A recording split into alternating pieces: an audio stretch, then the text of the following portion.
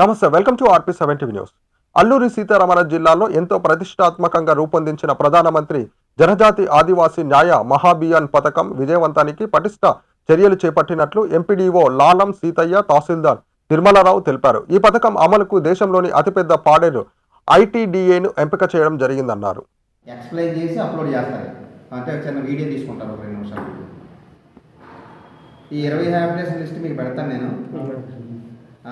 తర్వాత ఇదేంటంటే హౌసింగ్ ప్రతి ఒక్కరికి కూడా హౌసింగ్, అదే ప్రతి ఫ్యామిలీకి కూడా పీవీటీ కుటుంబీకులు అందరికీ కూడా హౌసింగ్ అనేది ఇవ్వడం అనేది జరుగుతుంది.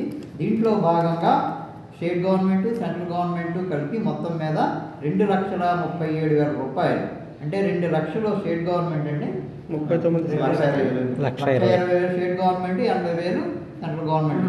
మనం ఇప్పుడు ఈ 20 సెలెక్టెడ్ విలేజెస్ అన్నీ కూడా మనం ఈ గ్రామంలో ఈ కార్యక్రమాలు జరుగుతాయి అన్నమాట అండి. ఈ చెప్పే ఇష్యూస్ అండి. ఫస్ట్ ఏంటంటే అందరికీ కూడా ఈ పీవీటీజీ గ్రామ హ్యామ్లెట్ విలేజెస్లో 25 గ్రామాల్లో 20 గ్రామాల్లో పీవీటీజీ ఫ్యామిలీస్ అందరికీ కూడా, ఫ్యామిలీలో ఉన్న వాళ్ళందరికీ కూడా క్యాస్ట్ సర్టిఫికెట్ అనేది ఇవ్వాలనేది ఒక ప్రక్రియ. అది కూడా ఇప్పుడు అందరికీ కూడా ఇష్యూ చేయడం మండల కార్యాలయం నుంచి విఆర్ఓ గారి ద్వారా తహసీల్దార్ గారు చేస్తారు. ప్రతి ఒక్కరికి కూడా సర్టిఫికెట్ ఇష్యూ చేయడం జరుగుతుంది.